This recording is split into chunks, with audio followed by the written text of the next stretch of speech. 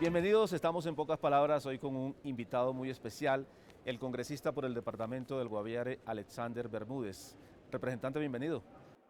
Gracias, un saludo muy especial a este importante programa por la invitación. Oiga, representante, comencemos inicialmente una inquietud que le tenía aquí detrás de cámaras. Muchos políticos de estos departamentos, de lo que antes se llamaba la región muy apartada de Colombia, políticos, digamos, importados, que no nacían en esa región, pero se hacían elegir por esos departamentos. En su caso no es así. No, yo nací en San José del Guaviare en el año de 1974. Nací, estudié, me crié y he hecho mi vida en el Guaviare. Y con mucho esfuerzo logramos hoy, por segunda ocasión, ser electos congresistas por el departamento del Guaviare. Hay más representantes sentido de pertenencia cuando es así, ¿no? Claro, yo creo que además de la vivencia, de ir conociendo la región desde que nacimos, cómo ha ido creciendo el Guaviare en todos los aspectos, cómo han sido las épocas de violencia que hemos vivido y cómo con mucho esfuerzo esa región ha ido progresando poco a poco, a pesar de muchas veces falta de recursos que lleguen a esos territorios apartados como el Guaviare, porque de alguna manera es la periferia de Colombia. Es lo que antes se llamaban como antiguas intendencias y comisarías, que solo en la Constitución del 91 nos dieron como la cédula, yo diría, que nos dijeron, oiga, ustedes también van a ser departamento. Antes éramos como territorios nacionales y desde ahí en adelante yo creo que ha ido avanzando un poco más el desarrollo de estas regiones como el Guaviare. Oiga, representante Alexander Bermúdez, ¿cuál fue el episodio de su infancia que más lo marcó?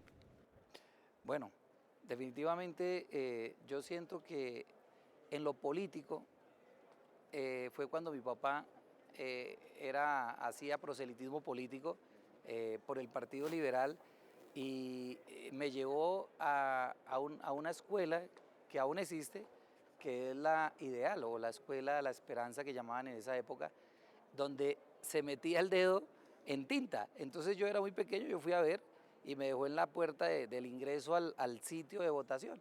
Y él salió con el dedo rojo y otros veían que salíamos con otros dedos. Entonces yo decía, y él me dijo, no, es que ya voté, que era una forma de identificar a un grupo político y también identificar a un votante. Entonces, gracias a Dios eso ya pasó, pero me dejó como impactado de lo que pasaba en esa época y ahí me nació un poco el tema político desde la época que mi papá, desde la junta comunal del barrio, ayudaba a concejales, alcaldes, y de alguna manera eso me fue como inculcando en la política. Ahí nació lo que es el tema político del cual hoy estoy agradecido porque hoy represento a mi departamento.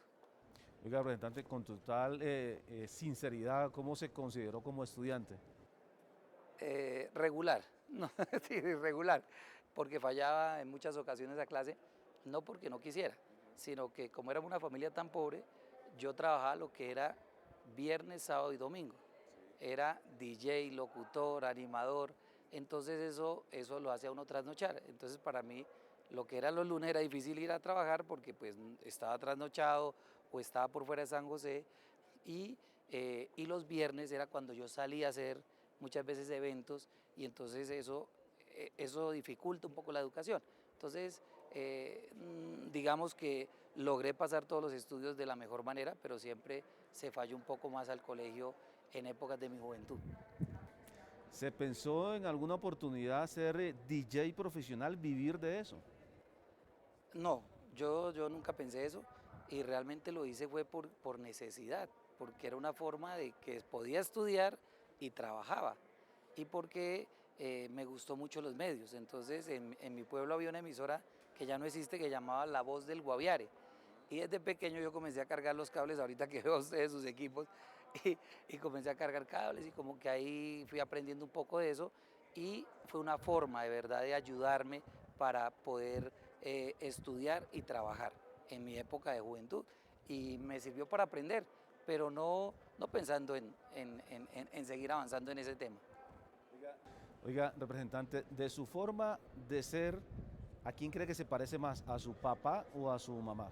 Yo creo que a mi papá era un hombre que le gustaba ser independiente, andaba mucho.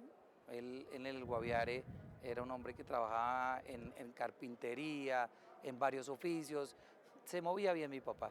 Y pues dentro de la pobreza, porque además nosotros éramos 9 hermanos desplazados del Tolima en la época de la violencia que llegaron de alguna manera a fundar o a ser como los primeros colonos del Guaviare. Así llegó mi papá y mi mamá del Tolima con unos hermanitos.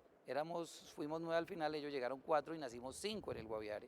Y entonces esa época era muy difícil y yo creo que aprendí mucho de mi papá, a ser luchador, a ahorrar, a trabajar, a ser honesto.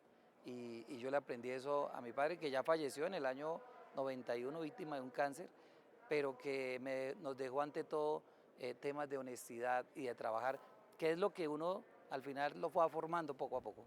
Y de su mamá, ¿qué consejo recuerda con especial cariño? Mi mamá es una mujer cristiana. Desde que yo nací en esa época ya mi mamá venía de una iglesia que se llamaba Asambleas de Dios y nos llevaba muy pequeño a la iglesia.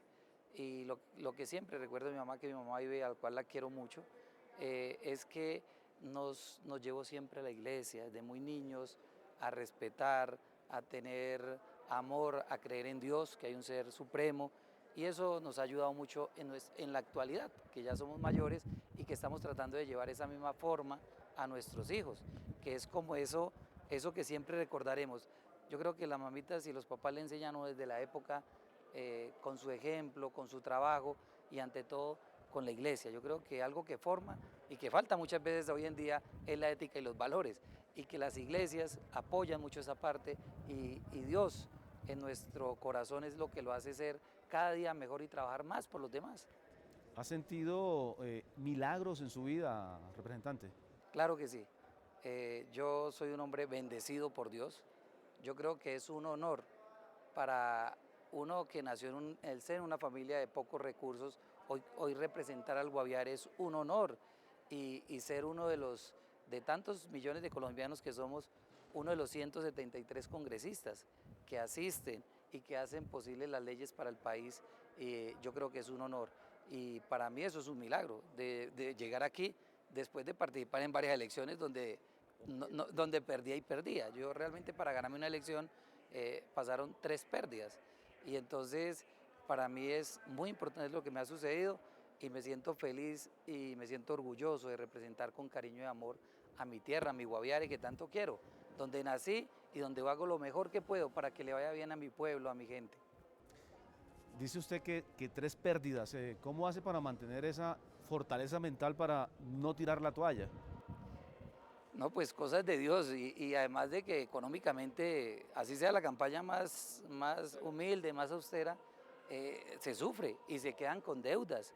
Entonces no era fácil. Yo siempre decía, yo no vuelvo a hacer política cada que perdía. Y mis amigos me decían, esta vez va a ganar. Y volvía y metía la cabeza y tome otra vez. Hasta pues gracias a Dios en el 2018 ganamos una elección al Congreso. Y pues para mí fue un gran logro, lloramos esa ocasión todos, mi familia, mis amigos, porque bueno, pues tantas quemadas ya era justo ganarme una, ¿no? Oiga, representante, justamente ¿qué le dice a un joven, a una joven de extracción humilde que cree que de pronto no llega a espacios como estos en el Congreso? ¿Cuál es el mensaje que les quiere dar? Bueno, que ante todo hay que seguir luchando por los sueños. Mire, nosotros sufrimos mucho para ganar una elección, hasta que lo conseguimos. No hay que olvidarnos de esos sueños, de esas metas, y que hay que trabajarlas todos los días. Es decir, nada se logra fácilmente, todo es con esfuerzo. Y nosotros, los que nos gusta la política, sabemos que hacer política no es fácil en Colombia. Y además de hacer política y de ganar una elección no es fácil, pero también es difícil sostenerse. Y para eso hay que, si se gana, hacerlo mejor, trabajar todos los días para que aquellos que votaron por uno de alguna manera vean resultados y el beneficio hacia la gente, hacia nuestros territorios.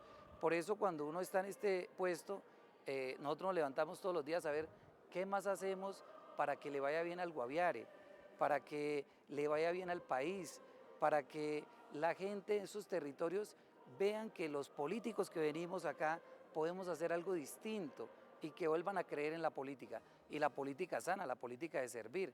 Nosotros hemos avanzado en eso, es nuestro segundo periodo, hicimos lo que más pudimos en el primer periodo y tenemos sueños e ilusiones que hemos traído al interior del país y que le estamos transmitiendo al nuevo gobierno para que logremos avanzar en muchos temas de desarrollo que hoy requiere esa Colombia olvidada y profunda, como el Guaviare, como lo que llamamos antes territorios nacionales, como la media Colombia, porque entre otras cosas el territorio más apartado del país es el 50% del territorio que corresponde a los departamentos del sur del país, y ahí es donde necesitamos mayor esfuerzo del gobierno nacional, que tenga una mano amiga y pueda llevar recursos a que den soluciones a todos los problemas sociales y políticos que hoy existen en el Guaviare o en la media Colombia.